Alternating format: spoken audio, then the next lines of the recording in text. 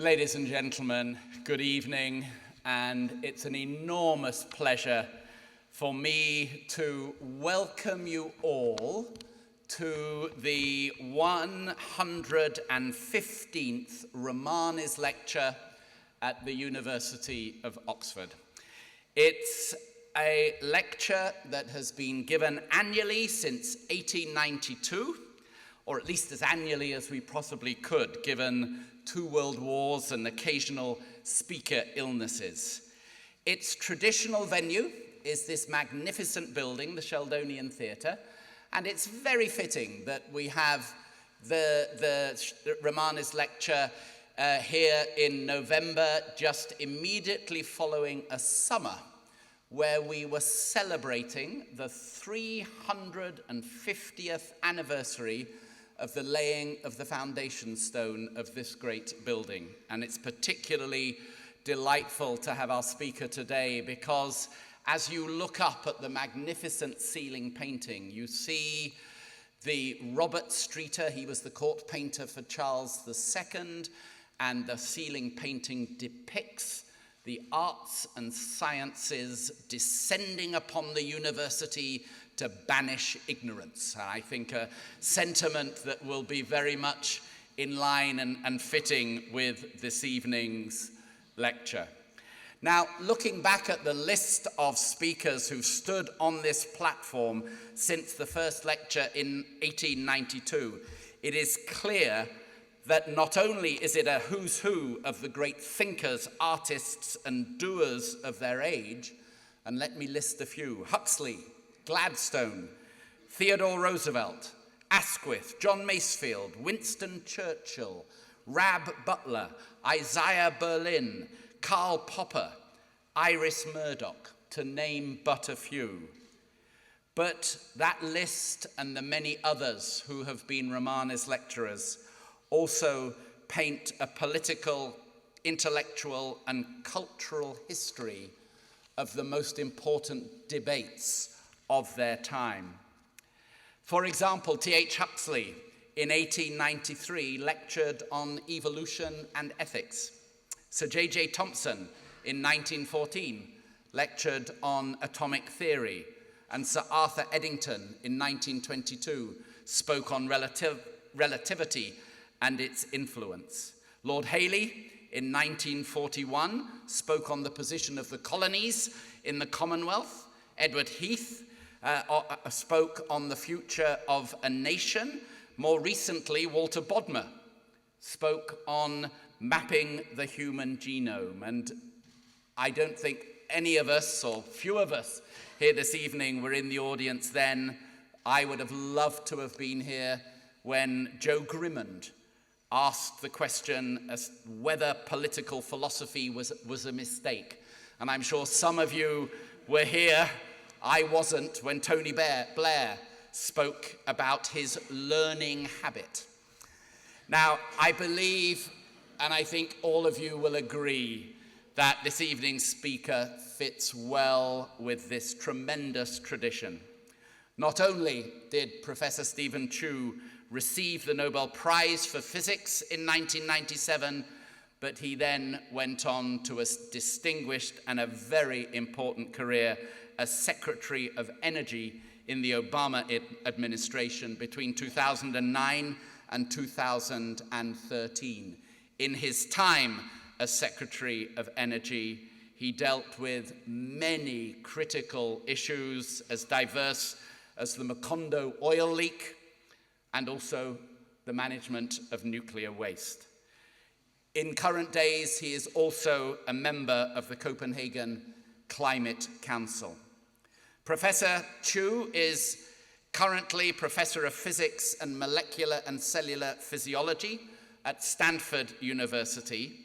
And this evening, he is here to talk about the most pressing concern, one of the most pressing concerns of our time. And you see on the screens in front of us, our energy and climate challenges. I think all but the most obdurate will now concede that anthropomorphic climate change is a reality. The problem that the world now faces lies with marrying solutions for the production of energy from alternative sources with the economic imperatives of so many nations. I'm enormously pleased, especially pleased, that Professor Chu is with us this evening. There was a moment a few days ago when we wondered whether he would be able to make it, but his determination, his strength of character and fortitude has got him here, because Professor Chu, a few days ago, last week, in his commitment to a carbon-neutral energy, was bicycling and had a relatively high-speed accident, and so he's having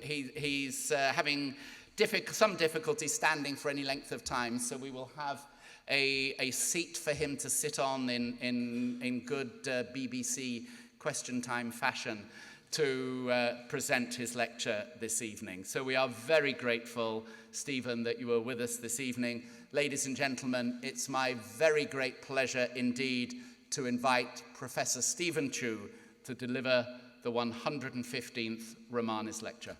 Professor Chu.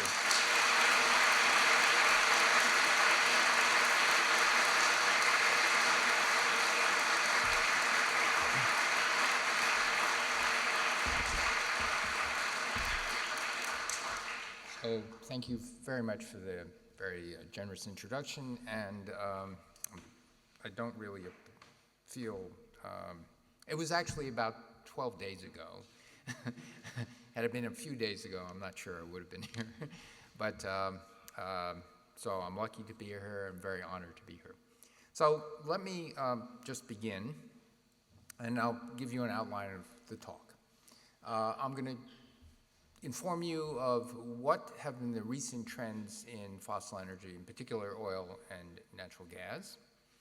I'm going to talk a little bit about climate change, not much on the theory or the climate simulations, but really on what's happening. And epidemiology, I'll explain in a moment. And then finally, the necessity is the mother of invention, and I hope that the risks of what might happen, we don't know. There's large uncertainties, but the risks will demand several inventions.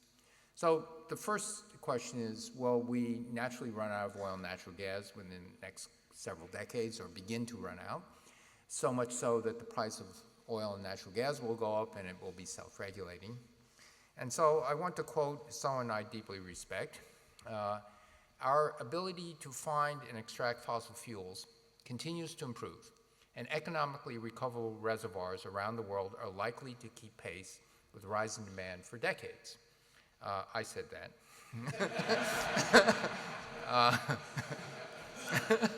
So let me explain why Arun Majumdar and I wrote this in Nature in 2012. I give you as an example the oil production in the United States from 1945 until recent history. And you see here that oil production in the United States peaked in around 1970. And despite the great Alaskan oil find, shown in red, it continued to decline. But there were two things. One thing is it stopped declining. I don't know if there's a slowness of the decline. In fact, it even stopped due to a new technology called enhanced oil recovery. And the little green sliver, labeled tight, means tight oil. This is oil locked up in rock, for example, like shale rock, that could be fractured, and you could release a small fraction of that oil. And so this has a long history of several decades, but beginning around 2005, it began to take off. And by 2013, the rise in production was up to now 7.5 million barrels a day of U.S. oil production. And by the end of this year, it's going to be probably 8.5 million barrels a day. If you look at that green sliver, roughly 4.5 million barrels a day oil production, that's actually more oil that's produced by any other country in the world except three: Saudi Arabia, Russia, the United States. Just the increase in oil production is more than in the oil production of any other country in the world, except those three. And it's expected that another 1 million barrels a day will increase. And this is recoverable oil at prices somewhere on the order of $80 a barrel. At $60 a barrel, some of these reservoirs will not be recovering oil. So that's what happened in oil. And here's what happened in natural gas. There's an actual and a forecast. The actual data was 2008 and earlier. And in 2008, this group predicted very strongly that natural gas production in the United States would decline. That's not what happened. This is what happened the following year. And so, again, it's been a lot. Then you can ask, is this an anomaly just in the United States? The United States is blessed with lots of energy in the form of oil, gas, and coal. And the answer is probably not. It's estimated that perhaps around the world there's maybe 10 times as much oil and natural gas as in the United States. This is an estimate. One doesn't know because much of these reserves are not developed and not even beginning to be developed, and it really depends. You don't know until you get there. But for example, in China, it's estimated that they may have 1.5 times as much oil and natural gas in these type of reservoirs than the United States. They're trying to develop it. It's harder, it's different rock, but the possibility is there. And as you see, there's lots of brown all around the world. All right, so let me now talk about an epidemiological view towards climate change, and let me just remind you what epidemiology is. It's a graph of what happened in the United States in smoking from 1900 to 2005. The black line is the young adult male smokers in the United States. At the beginning of the 20th century, 1900, the United States was not a smoking country, but by 1965, the average consumption of cigarettes of male adults was the equivalent of 220 packs a year, including the non-smokers. Okay? And we became a very smoking country. And the blue curve, with a time lag, shows the deaths of lung cancer in the United States of male adults. And by the 1950s, the medical community couldn't help but notice something strange was happening in mortality in lung cancer. It was rising well above the noise. And so by the 60s, they were saying, this is not a coincidence. We think there's something happening. And in the 60s and 70s and 50s, there was a debate going on. The tobacco companies said, well, look, correlation does not mean causation. If science really knew what was going on, they could predict who was getting lung cancer, who would not. If they really knew what was going on, they could actually tell us a lot of things. In fact, offer a detailed theory of how smoking causes cancer, and they cannot. Therefore, it might be just a correlation, so not to worry. And so for about 30 years, the waters were muddy. But by 1964, the American Surgeon General, with the backing of the medical community, felt there was enough epidemiological evidence that they could issue a warning on cigarette packages that said, caution, cigarette smoking may be hazardous to your health. It was a gentle warning. The next Surgeon General wanted to up the ante and put on a label, caution, cigarette smoking is hazardous to your health, and the fallen president fired him. What do we know since that time? Well, we convinced young school children to not pick up the habit, and the market share decreased in the United States, and cigarette smoking actually plunged. But you notice there's a 25-year delay. What we know today is that cigarette smoking causes, it's multiple mutations that cause the various types of lung cancer. It's not a single mutation, and it requires many years. On average, about 25 years if you're smoking a half a pack or more a day. So there was this time delay. The red curve is female lung cancer deaths. It rose later only because women started smoking later in that century. We do know today that if you smoke a half a pack or more of cigarettes, you have a 25 times higher chance of getting lung cancer. Lung cancer is still mostly fatal because it's still mostly caught too late and where it's metastasized. So surgery is the cure, and early surgery is the real cure. We also know that if you smoke, you have a 2 to 4 times higher chance of having coronary heart disease and stroke. And so it is actually, it's causing a lot of premature deaths in the United States. It's the single largest cause of premature deaths in the US. So that's epidemiology. And so let me talk about some data. So from 1850 to 2000, and I think it's 10, the upper graph shows the average temperature of the Earth in degrees centigrade. And nothing much happens. There's actually, let me also explain, those little wiggles that you see, we do not understand. There's a large plateau somewhere between about 1945 and 1975. We don't understand that. There's a current plateau in the last 12 years. We don't understand that.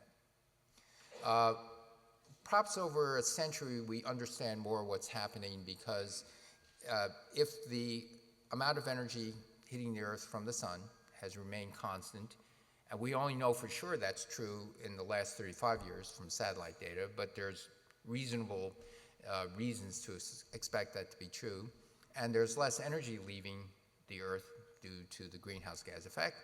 On the long run, the Earth warms up.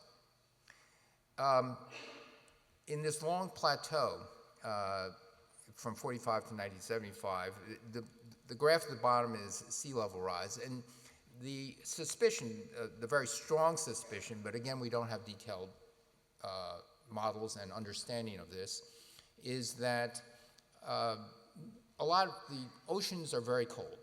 If you go to the bottom of the ocean, it's very, very cold. I know this from personal experience in the sense that in the summer of 2010, I was tasked by the president to go help BP stop the oil leak. It's not in the domain of the Secretary of Energy, by the way. It's the Coast Guard but and Interior, but I made a suggestion that turned out to be true when the president heard about this. He said, Chu, go in there and help them stop the leak. Okay, yes. During that summer, the surface of the Gulf of Mexico was 86 degrees Fahrenheit. 1 mile deep, it was 2 degrees above freezing. Doesn't change 1 mile deep. So it takes a while, and if there are subtle changes in ocean currents that take more heat down into the ocean than not, you can delay the heating. And I show this because those red bars, you see a little bump in the sea level rise. Well, what is the sea level rising at that point in time? It's mostly due to thermal expansion. The sea level rises due to thermal expansion. It's only in the last decade or two that it's actually rising due to glacier melts. And so you see this little bump, possibly due to the thermal expansion, another little plateau, another little rise, but it's kind of in the noise. You don't know. But certainly over 150 years, most reasonable people would say, yes, the climate appears to be changing.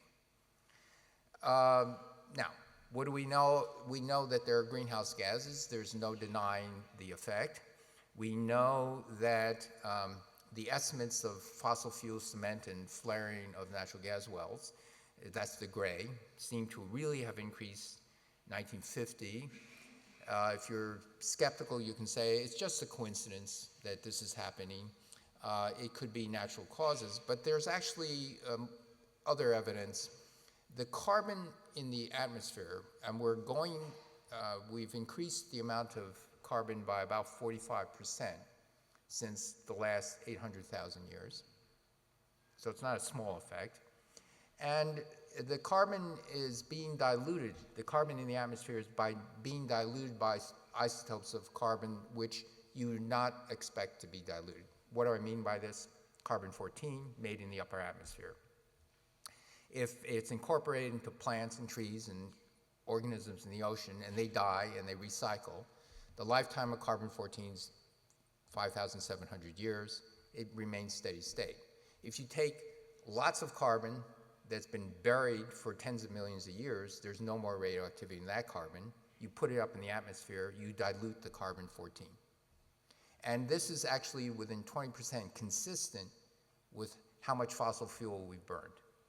So it has isotopic fingerprints that it's not a coincidence, that it's a natural thing having to do with carbon cycling in the land and the oceans. So there's more evidence that says, no, there's some smoking guns here. All right, but let's go back to epidemiology. Some people say, well, the weather seems to be getting stranger. This is of great concern to insurance companies and reinsurance companies, because if there are downpours and massive floods or hurricanes, they have to pay out in the premiums. So Munich Re is a reinsurance company. A reinsurance company, for those of you who don't know insurance, they're insurance companies that insure insurance companies, which means insurance companies actually believe in their product. They take out insurance. Why do they take out insurance? If there's a massive crop failure or hurricane or flood, they don't have enough cash on hand to pay out the premiums. So they need backing. Lloyd's of London is actually partially a reinsurance company. And so they monitor things like tropical storms, hurricanes, floods that cause mass movements and landslides, extreme temperatures, droughts, forest fires. And this is data from 1980 to 2013 around the world. And they're just saying, are there events that trigger insurance losses? Yes, there are, and they've been increasing. Now, you might say, well, it's rising wealth.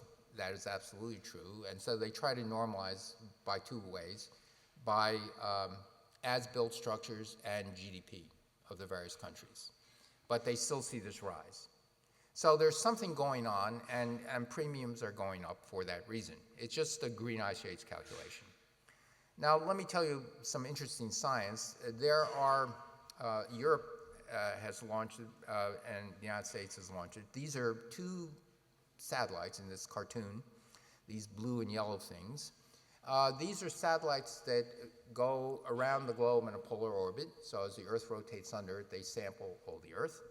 And you actually can measure the distance very precisely between these two satellites. And suppose there's a gravitational anomaly like my head, and as the two satellites go over my head, the distance between them changes a little bit. The distance is monitored to about 1% of the width of a human hair. And with this very precise measurement of the distance between these two satellites, you can actually back out what the gravitational change is around the Earth. And here's some data. This is Greenland over here. And where you see in purple and blue, it means there's a loss of ice mass. And if you focus in on two glaciers, Jakobshavn and I can't even pronounce the other one, in a period between 2002 and 2012, you actually see these little oscillations. They're summer-winter oscillations. Summer melts, winter snows. But there's a loss of ice mass, and it's an accelerating loss of ice mass. And so it's just not one's imagination that maybe the glaciers are running out faster. The actual amount of ice in Greenland is shrinking, and therefore the local gravity is less. The same is true of Antarctica. In the western part of Antarctica, this ice sheet is shrinking over the same period of time, a decade. There is a little increase in the eastern part of Antarctica, but on balance, it's mostly going away, and so that's what we have. Another interesting data is here. This is in India. The Himalayan plateau is losing ice, but not that much. But this is a period 2002 to 2008. When you see more red, you see a loss of mass. and it changes, it wobbles around, but over this period of 6 years, and balance, you're losing less mass. There's no ice there. What's happening? What's happening actually is the water reservoir in that part of India is being depleted. It's actually, these satellites tell us the water reservoir in California is being depleted, in the Midwest of California is being depleted. You don't even have to go to your wells anymore. And it's being depleted for a number of reasons, largely water misuse, over-irrigation, things of that nature.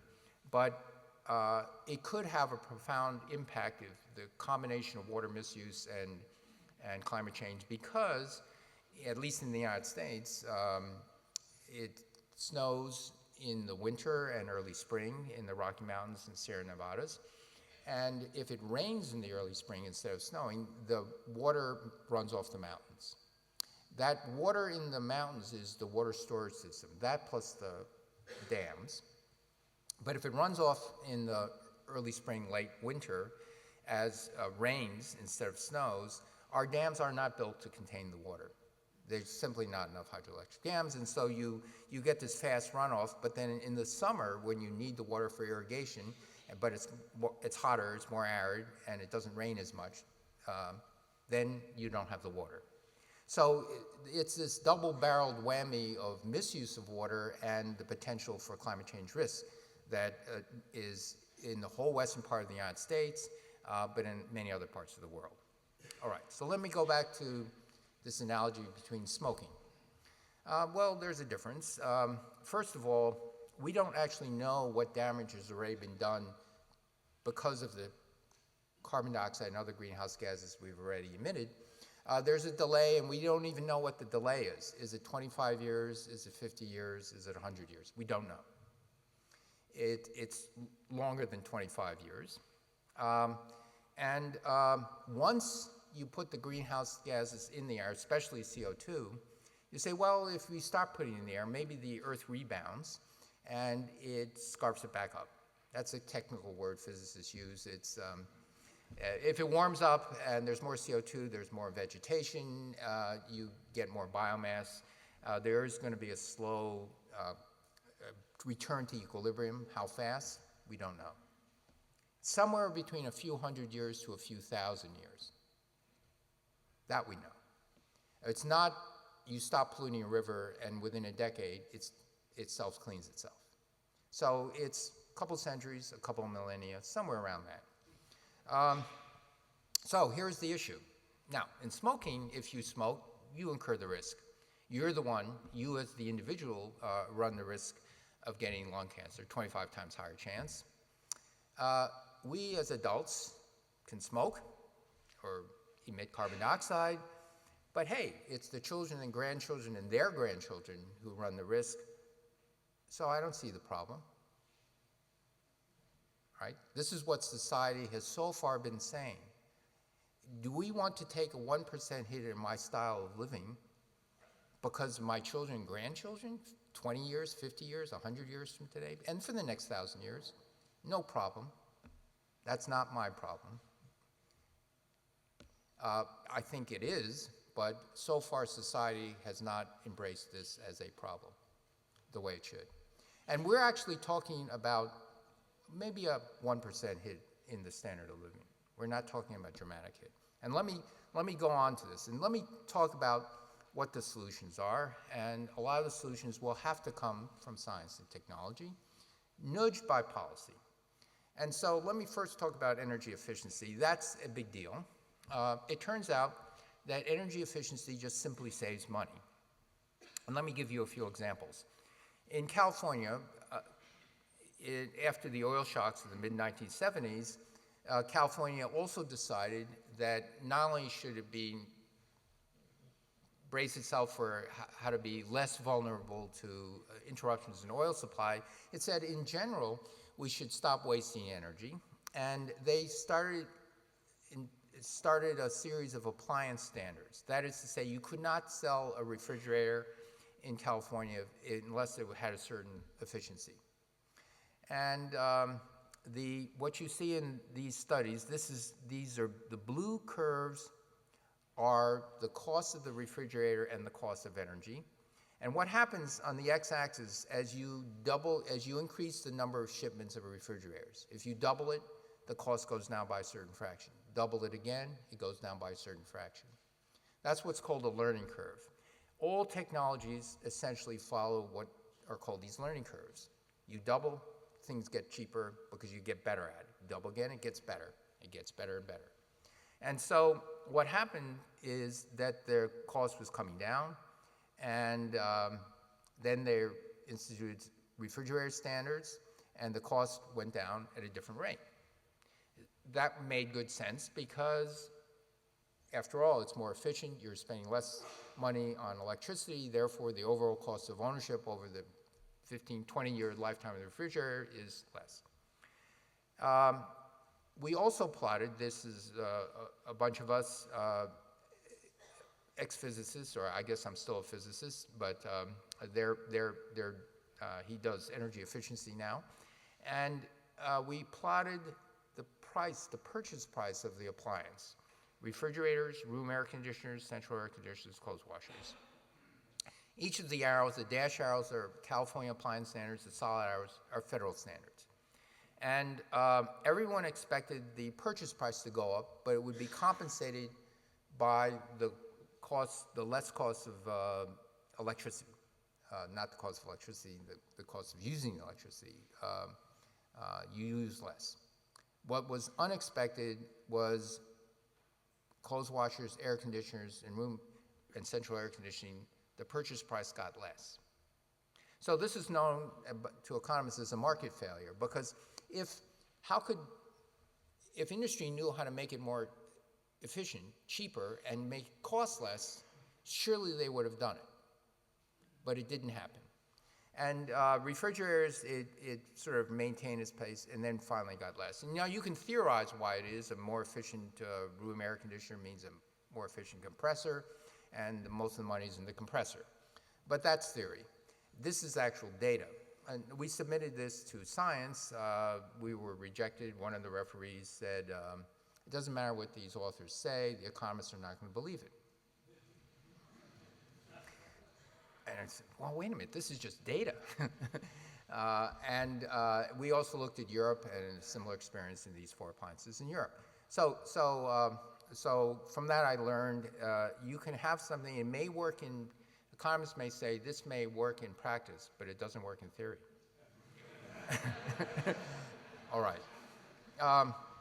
So let me talk about clean energy solutions. So I'm a professor, so I can't help but giving a quiz, but I'm going to make it easy on you. This is going to be true or false. And the first question is, or statement is, renewable energy it's a typo. Renewable energy will be more expensive than fossil fuel for many decades. So how many think this is true? Okay, good. Well, actually, it's a subtle question. It depends on where you live. In general, it's false, and let me explain, but it is true in certain areas of the world. So let's talk about wind. Wind turbines are getting better. They're getting more reliable. They're getting efficient. They're getting taller. And so here you have the standard height in wind turbines in the United States is going 80 to 100 meters, where you get better wind. Offshore, the turbines are getting to be very, very large. This is a 2.3 megawatt turbine. The diameter of those blades is 93 meters. Just to put it in perspective, the first flight of the Wright brothers was only 36.6 meters. Okay. 3 flights of the Wright brothers, and you've just covered the wind turbine. In the US, if you try to back up, we do have a subsidy, but if you try to back out the subsidy, what we're finding is that electricity, the production of electricity, the whole cost, the maintenance, the cost of the wind turbine, the operation, everything, and the transmission is going to be, it's about 6 cents a kilowatt hour. I don't know what that, well, it's probably 3 times cheaper in the US than, it's 3 times cheaper than offshore wind. Let me state that as a start. Offshore wind is expensive. Onshore wind is not very expensive. What's not very expensive? Well, let me say that the way to know how much it costs is when you build a wind farm in the United States, you enter into a contract that says, I will sell you, the utility company, electricity at a certain price for the next 20 years. That's called a power purchase agreement. And now, in the United States, there's something called a wind production tax credit, which means if you produce a certain amount, the producer of that wind gets a tax credit. It's a substantial subsidy. It's 30% that they can write off from their profit. But with this wind production tax credit, the average cost of wind in the interior, this is in the Midwest, Iowa, Kansas, North, South Dakota, is 3 cents a kilowatt hour, 3 cents a megawatt hour. The average cost of new natural gas with these very, very low gas prices we have in the United States, $4 a million BTU. Just to put in perspective, in England, you're probably paying about $15, not $4. And in the United States, so natural gas is the cheapest form of energy. A new natural gas plant at that cost of natural gas is $50 a megawatt hour, right? So the subsidy has gone a little bit too generous over the last couple of years, but just a little bit. It depends on where you are. The green are where it is in California. Everything in California is more expensive. But in the Midwest, it's actually very inexpensive, and it turns out to be a big income supplement to farmers. So wind is going along the right direction. The cost of solar energy is also going in the right direction. This is, again, a learning curve. Now, every time you increase production of solar modules by a factor 10, the price goes down by a certain fraction. Another factor 10, it goes down to a certain fraction. And it didn't follow this. In this time around here, Germany introduced a very strong subsidy, a feed-in tariff. There was such a new demand that the supply couldn't keep up, and so the prices rose. And then everybody said, wow, that's really good, and we'll make more solar. And there was an overinvestment in solar, followed by a worldwide recession, and the bottom fell out of the market. And a lot of solar companies went bankrupt. I think the biggest solar company in Germany went bankrupt. A few solar companies in the United States went bankrupt. The biggest solar company in China went bankrupt. The market has recovered, and right now it's in this position here. If you look at this learning curve cost, and it's recovered in the sense that the solar companies are now making money again, the price of solar modules has declined by about a factor of 40 since in the middle 1970s. That's pretty good, and that means a $20,000 car costs $500. Okay? Except not quite. It's just the solar module, not the land use, not the installation. But it's still very significant. What used to be the major cost in solar is now a minority cost. Solar in the United States is really very good in the southwestern part of the United States, or anything, the southern half of the United States, we have very, very good solar. Where you see red and orange is good. Where you see blue and maroon, it's not as good. This is the solar in Alaska, which is comparable to solar in Germany. I think solar in London might be comparable to middle Alaska, because it's always drizzly and cloudy here. Solar in Spain is good. So it depends on where you are. It really depends on where you are. In the United States, the amount of electricity generated by solar was essentially nothing until about 1990. It puttered along.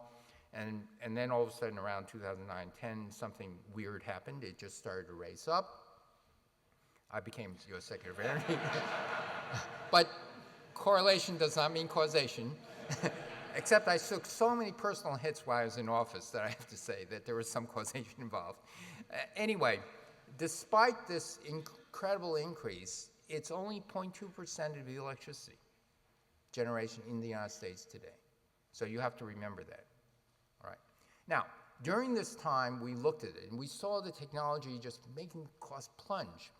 And we said in 2011, we're going to set an ambitious goal for the industry, and worked with the industry and said, tried to convince them that you could change your business plans, that perhaps solar energy could go down to comparable to natural gas. That would correspond to $1 a watt. What does that mean? $1 would buy enough solar generating capability in a module and the electronics and the installation, the full cost, that it would cost $1 a watt. A watt means a certain illumination, you get generate a watt of electricity. And on a rooftop, $1.50 a watt. Now, 2 years ago, it was about $5 a watt in the United States, and we couldn't help but notice in Germany it was half the price. Now, how can that be? Because the solar modules were an international price by then. And so you scratch your head and you say, well, it's because German labor is less than US labor. Not. So we decided to figure out what it was, and we even videotaped solar installations and found that Germans are spending a third of their time on the roofs. So we said, we can learn this technology. Okay? They got more efficient at installing. Right? The electronics and modules were the same price.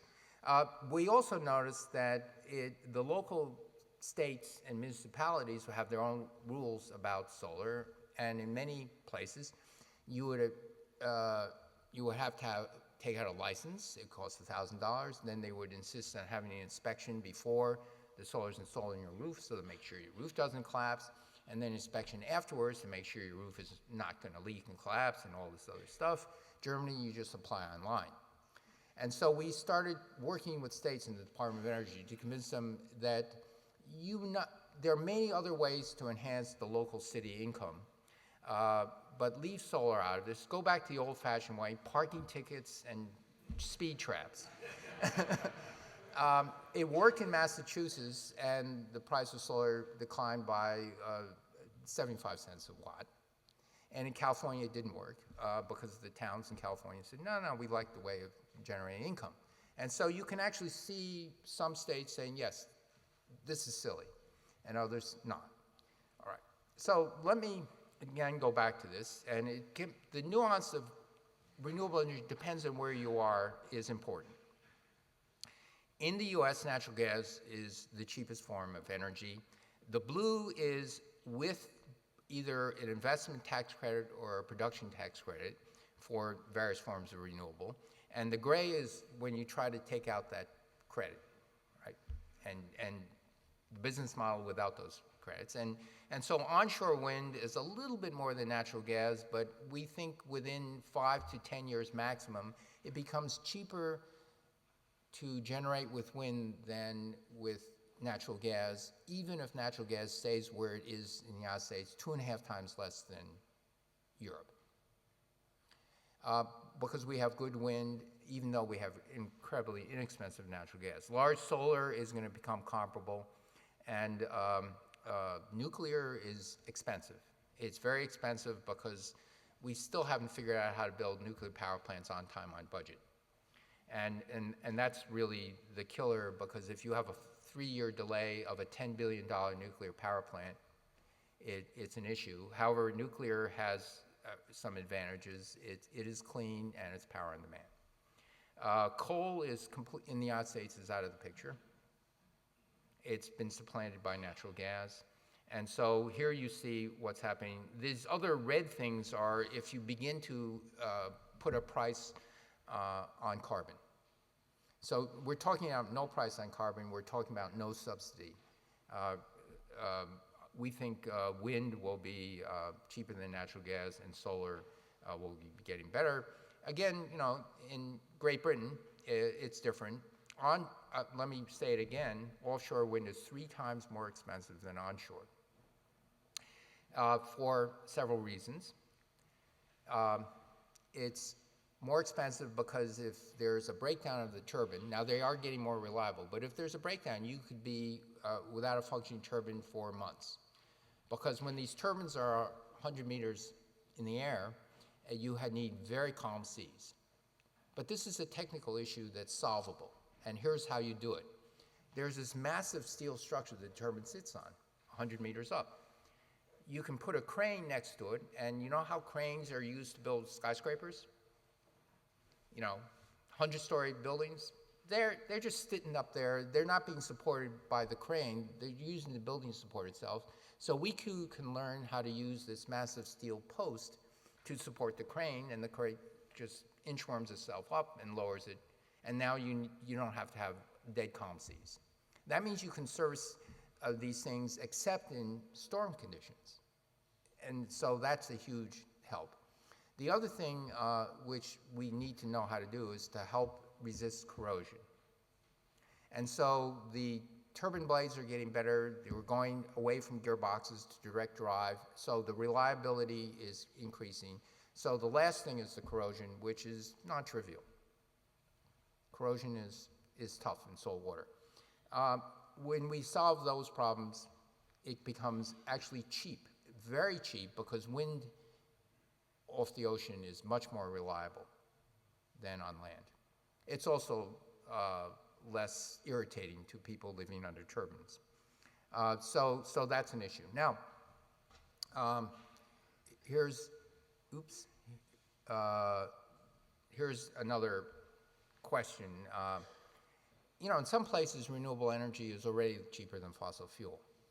And so in Hawaii, for example, which generates its electricity from burning oil and bunker fuel. They don't have liquefied natural gas. They don't have nuclear reactors. They burn diesel fuel. And the average cost of electricity in Hawaii is about 39 cents a kilowatt hour for residences. Hawaii is a sunny place. So it actually costs 1/3 less to generate electricity from Hawaii. And so you could ask, well, why hasn't this occurred? And the subtext of that is, how many free market economists does it take to change the light bulb? The answer is none. If the light bulb needed changing, the free market would have done it. So this is another market failure. It's like appliance standards. There are certain market failures for why this doesn't occur. Part of it's due to inertia. But part of it is due to the fact that Hawaiian Electrical Company says that this intermittent electricity is very hard to manage, and beyond 3 or 4 or 5%, we can't do it. The grid goes unstable, and you could be blackouts or brownouts. In fact, that's what they said in 2013, as solar prices plunged, and they got to be 3% of electricity generated by solar. They said the grid can't handle it anymore. We can't. So you're not allowed to install any more solar. So is that correct? Well, I don't think so. Why do I say I don't think so? Because in physics we have what are called existence proofs. What's an existence proof? Well, let's look at a country like Spain. 21% of its energy comes from wind, 3% comes from solar. It is not tied very well to the European grid, very, very slim tie because of the Pyrenees, and for other electricity war reasons, but just say we'll keep it at the Pyrenees. So the point here is, despite the fact that 1/4 of the total electricity output in Spain comes from intermittent renewables, they can manage this. That also is true for many other countries, and these are renewable energy. Germany, a large fraction of it is biomass, but there's wind and solar. Denmark, it's mostly wind. Spain, it's mostly wind with 4% solar. Ireland's wind. So you can get renewable energies into the 20s and have a stable grid. All right? This we already know because it's been done. It's not a theory. And so the question, and so many of these countries want to go to 50%. And it gets harder and harder the higher you go. But just so this is the existence proof, 3% electricity in Hawaii and solar, when the backup generation is diesel, is not a real engineering issue. It's an inertia issue. All right. Another question, in 20 years, the United States can transition to 80 to 100% renewable energy. True or false? False. Well, why? Well, sometimes the wind stops blowing. The sun stops shining. It could stop blowing for weeks. And so this is a wind system in Minnesota over a 2-week period, and there are times, these are days, 2, 4, 6, 8, 10, where the wind just stops blowing. And in the Pacific Northwest, where the Department of Energy has a bunch of wind farms with hydroelectric dams, 20% wind, 100%, the rest 80% hydro, the wind were one period of time stopped blowing for 2 weeks. And so you need backup on-demand power.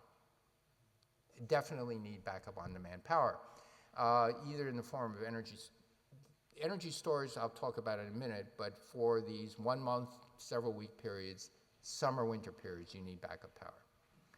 All right, another question, electric vehicles will never be cost competitive because of the higher cost of batteries. That's also false. So this is good news. 2008, the cost of automobile battery package was about $1,000 a kilowatt hour, very costly. By 2012, the price was cut in half. These are for Nissan Leaf, Tesla style batteries. And in 2011, the Department of Energy said, we will try to set some goals which we think are realizable and try to work with the manufacturers to say, can you really reach these goals? Not that we're going to pay them money to do this, we're going to say, is it possible? And we set as a goal, perhaps automobile batteries, could they get down to $160 a kilowatt hour? There's a little bit of back calculation in this number, because at that price, $160 a kilowatt hour, a $25,000 car could go 300 miles and become cheaper to operate amortized over a 4 or 5 year period than a $20,000 internal combustion engine car. It just became cheaper to have and own. And so we felt that when that happened, and this is no subsidy, if that happened, it becomes mass marketed item, okay? And so we said, is it possible to do this? And for utility scale storage, especially for day-night, you would need $100 a kilowatt hour. Now, Bloomberg New Energy Finance also had their own prediction of what would happen. This is the solid line that you see here. And this blue triangle is the annual production of batteries. And those X's are the actual manufacturing costs. So they were actually ahead of schedule. And Tesla is building what they call a gigafactory. Elon Musk projected that when this factory is built, the cost of automobile batteries and the pack itself, which is the frame, the cooling, the whole battery system, would cost $100 a kilowatt hour. Elon Musk is optimistic, so I just put it to $180 manufacturing costs. But our target at 2022 was down here, $160. We're going to get there. This is not due to a radical breakthrough in batteries. It's just due to the slow learning curve. You improve every year a little bit, every year a little bit, okay? Just like integrated circuits. There was no big breakthrough. It was over a half a century, lots of little things. Now, there are, in the horizon, some potential breakthroughs. If you look at a lithium-ion battery, this is the potential energy density of the anode being carbon and lithium. If you go to silicon, it increases a little bit. If you go to lithium metal, the energy density increases a little bit. Air means it's lithium and air. We haven't figured out, the energy density is very high. The highest energy density batteries you're used to, or some of you are used to, are hearing aid batteries. They have 4 times the energy density of your standard battery. But we haven't figured out how to make them rechargeable. We haven't figured out how to make solid metal lithium ions rechargeable. But in the last year, I've actually started working on batteries with a colleague of mine at Stanford, and we think we've got something, and I'll let you know within a year. But if it works, it will be 4 times higher energy density. and maybe 8 times higher charging rate, and very manufacturable. So if it does work, it will take another 5 years to get it into a car. And this is one of a half a dozen ideas. And so I'm very bullish on the fact that I see a lot of new ideas in the last decade that we have not seen in the previous 3 decades. Your battery in your cell phone that you curse all the time, it's actually improved by 50%. Your demands on the battery improved by 70%. Right? Your phones are getting really smart. And so that's what's happening. Okay, so why aren't utility companies getting all excited about this? It's getting, in many parts of the world, it's getting really cheap to do renewable energy. It's the low-cost option. And the reason is energy on demand systems are much easier to engineer. You don't really have to think. If on a cold winter day in England or a hot summer day in the United States where there's air conditioning, you need more air conditioning, you just turn up the gas and there you go. And so it's easier to engineer. When you have distributed generation, when you have batteries, you have to manage these two-way flows, so it's non-trivial. And at 2%, it is trivial. At 5%, it gets harder. At 50%, it's getting to be challenging. At 80%, it's really challenging. Right? You still need backup power. So in the United States, I think we can go to 50, 60% renewables by mid-century, but we still need that backup power for summer, winter. But because of this, especially because it's easier, it doesn't require technical innovation, utility companies are not really pushing technical innovation. They're a regulated company. They get yelled at if there's a blackout. So they don't want to make change. They just want to not be yelled at. And the rate commissions say, we want to keep the rates low. So because of that reason, they're moving at glacial speed at the adoption of new technologies, but this is really unfair to glaciers. They're beginning to move faster. So here's what is happening. In the last 2 years as Secretary of Energy, I gathered utility companies and the regulators and say, look, this is coming down the pike. Again, it's not predicting a breakthrough in battery technology or solar technology. It's just a learning curve. And we know that these learning curves carry on for many decades. At that time, $5 a watt to $2.50 a watt. We think it's going to get to $1.50 a watt or $1 a watt. And what happens? On a rooftop in the United States, in the southern half of the United States, I don't recommend this in Seattle. It's too cloudy. It's getting less cloudy, but it's still too cloudy. But you can install a 4 to 6 kilowatt system with 6 kilowatts of energy storage for less than $10,000. If you look at the average electricity bill in the United States, you see a payback time of 5 years. And so this could be very disruptive technology, the same disruptive technology that the internet was to publishing. And it also is very disruptive in a very good way to developing countries that will not have a grid for a long time. Western Alaska, we're not a developing country in the United States, but Western Alaska will never be tied to the US grid. There's too much space in between. And so they generate electricity in Western Alaska by diesel and bunker fuel oil, also very expensive. And wind is a lot cheaper. And there's a lot of space in Alaska. So this is coming along. And so I suggested perhaps the utility companies can be part owner. In fact, they can own the whole thing. They can own the electricity generation on the rooftop. They can own the battery in the home. And they sell you electricity. This is not a novel idea. This is the business model of AT&T in the old days. They rented you a phone for 50 cents a month, and they sold you phone service.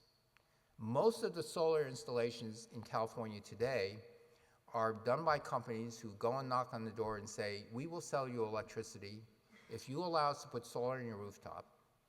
We will own the solar. We will install it. If it breaks, it's our responsibility. You just sign a contract for 20 years. You buy electricity. If you sell the house, we can work that out with the new owner, okay? There may be a default charge, but hey, 20 years, we sell you electricity, and we sell it to you 3% less than you can buy from the electrical company. It's a good deal. That's why the majority of solar in California is now being done this way.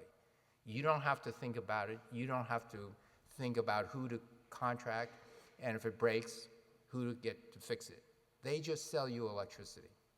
And they sell it to, in Los Angeles, they sell it to you 9 cents a kilowatt hour, not 12 and 15 cents. It's a big deal.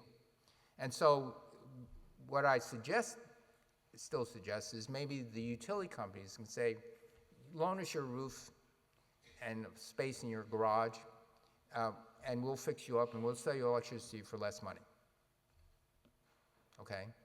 And what's in it for you is in case there is a blackout or a storm, you have enough electricity to run your refrigerator and your compact fluorescent or LED light bulbs, and you can watch TV for a couple hours a day, and you can charge your cell phone. You're good for a week. What do the electrical companies get out of this? They're in a growth industry. And they have energy storage exactly where they want it, and it gives them the electrical system a robustness they would actually like to have. So we need a new business model in the United States and probably in the rest of the world, but this is, the technology is going to demand it anyway. What don't we have that I see? Well, we don't have summer-winter storage. And Europe definitely needs summer-winter storage. And you could say, well, you know, North Africa is great. Land is cheap. You can cover it with solar panels. You can put an underwater transmission line, and you can feed Europe with solar, because North Africa got a lot of sun. It's as good as Mexico and Arizona and California. But you might not want this, because if there's unrest in North Africa and the Middle East, energy security is an issue. It's more of an issue with electricity than oil.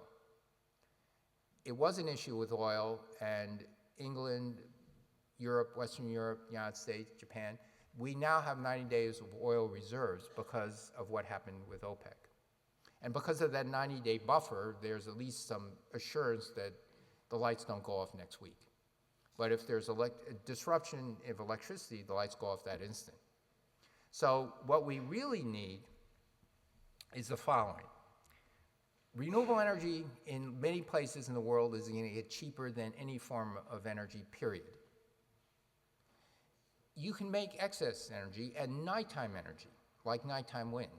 And if you can take this and split water into hydrogen and oxygen, and you can take carbon dioxide from a fossil fuel plant, which we will need for backup power, and combine it to form a liquid hydrocarbon that you can put on a big tanker. You can ship that anywhere, and you can store it in your own borders and get a 90-day supply of electricity, and also an alternative to transportation fuel. We don't have this technology. But I do know something, and nighttime electricity in the United States is 2 cents a kilowatt hour. It's really inexpensive, all right? And when you have wind, the wind blows mostly at night. And so the object is we need some good chemists and physicists to figure this out. And when we figure this out, then the transmission line across the Pacific is not going to be there in the foreseeable future, but a very slow oil tanker is there because we ship oil around the world. It's an international price. It's like a few dollars difference per barrel anywhere in the world. That tells you what the shipping price is. And so this is what we need. Now, I have one last slide my wife hates, a couple. And this is, well, here I'm plotting on the y-axis something more than, it's the wealth of a country in terms of the living standard. It includes the GDP per capita. It includes the education, it includes the health. So which defines what most people consider a living standard. And on the x-axis is how much of the earth do we need to support this? The first thing I want you to notice is that if you're very, very poor, you're using less of the earth and you're using less energy. And so there's a direct relationship with the amount of energy you need, the amount of land use. So if you're in a very poor country, it's a very steep curve. But when you get to be very wealthy, here's in the United States, we use a lot of the Earth's resources because we use a lot of energy, we eat a lot of beef. Here's Norway and Canada. I think Japan is over here, but it plateaus. And so one of the questions is, as the population grows and as developing countries become more developed, how much can we get a large fraction of the world population of 10 billion people to live a middle-class existence? Well, we don't know. Part of this is going to be due to efficiency, conservation, and clean energy. But we also don't know, US and Canada and Australia can go down here, but there's another thing we don't know. We don't actually know how productive we can get the Earth to be. And what do I mean by that? We don't really know where this line is. It could be over here. Why do I say that? World grain production per acre around the world in the last couple of decades has increased about 5-fold around the world, per acre. In the United States, which we export lots and lots of food, it's a few percent, I think it's 2% of the US population are farming, okay? And the productivity in the United States went up 8-fold per acre. So we actually don't know what the productivity limit is in the United States or the rest of the world. But, so these are unknowns, but we do know that if we do what we're doing, we're cruising for something. And so I have this saying, it also has to do with carbon emissions. If you don't watch out, you may end up where you're heading. Now, when I was in the Department of Energy, we started new funding programs like Advanced Research Projects Agency for Energy, a revitalized photovoltaic program, EV program. And I brought in a number of very, very good people into government that, like myself, would never have thought of working in government. We had a half a dozen members of the National Academy of Engineering and Sciences in the government at that time. Many elected in their 40s, but they were still in their 40s. And there will be at least a half a dozen who will get elected to National Academy of Sciences and Engineering who are in their 30s and 40s, who came in. And if you're of that caliber and let's say you're at a MIT or Stanford, Berkeley, someplace, you normally don't think of working in the government. But we got a lot of people to come and work in the government and because it's that important. And just join us for 2 or 4 years and go back. And I used to tell them that the greater danger for most of us lies not in setting our aim too high and falling short, but in setting our aim too low and achieving our mark. Michelangelo said that. And this is what I tell my students.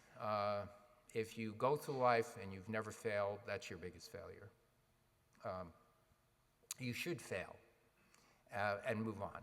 Fail fast and move on. That's the part of working in the Department of Energy and the government I really loved. I did not like dealing with the press. They play gotcha. They're out there trying to make news, not report news. And February 1st of 2013, I was allowed to announce that I was going to be stepping down, returning to California. And in February 7th, The Onion came up with a story.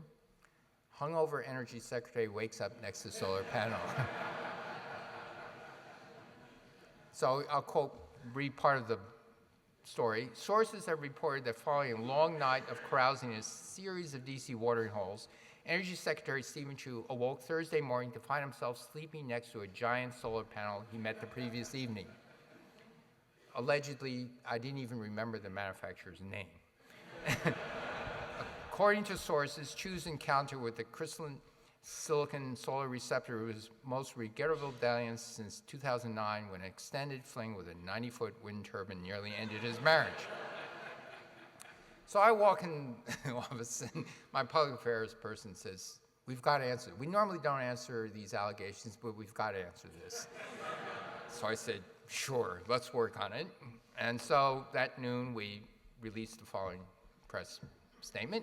I just want everyone to know that my decision not to serve a second term as Energy Secretary has absolutely nothing to do with the allegations made in this week's edition of The Onion. While I'm not going to confirm or deny the charges specifically, I will say that clean, renewable solar power is a growing source of U.S. jobs and is becoming more and more affordable, so it's no surprise that lots of Americans are falling in love with solar. I also should say that my wife stood by me on this. She looked at that picture and said, "You don't have hair on your arms." So anyway, not all the dealings with the press were that fun. But in any case, let me close by describing one of my favorite pictures, photographs, taken in Apollo 8. This is the mission that just preceded the first landing on the moon, Christmas Eve, 1968. After orbiting the moon several times, they turned the capsule earthward, and one of the astronauts took this picture. And what it shows is a lovely blue planet, Earth. It shows a very bleak lunar landscape, and I want you to notice something else. There's nowhere else to go. And the astronaut who took this photograph said, "We came all this way to explore the moon, and the most important thing is we discovered the Earth." Now, since 1968, we've discovered the climate's changing. It's highly likely due to humans. And although we don't understand the full risks, there are considerable risks. And think of smoking. And so the issue is we can do something about it. We should. But it's not going to cost that much. That's the most important message I have to give you today. It's not going to cost that much. And so with that, I thank you.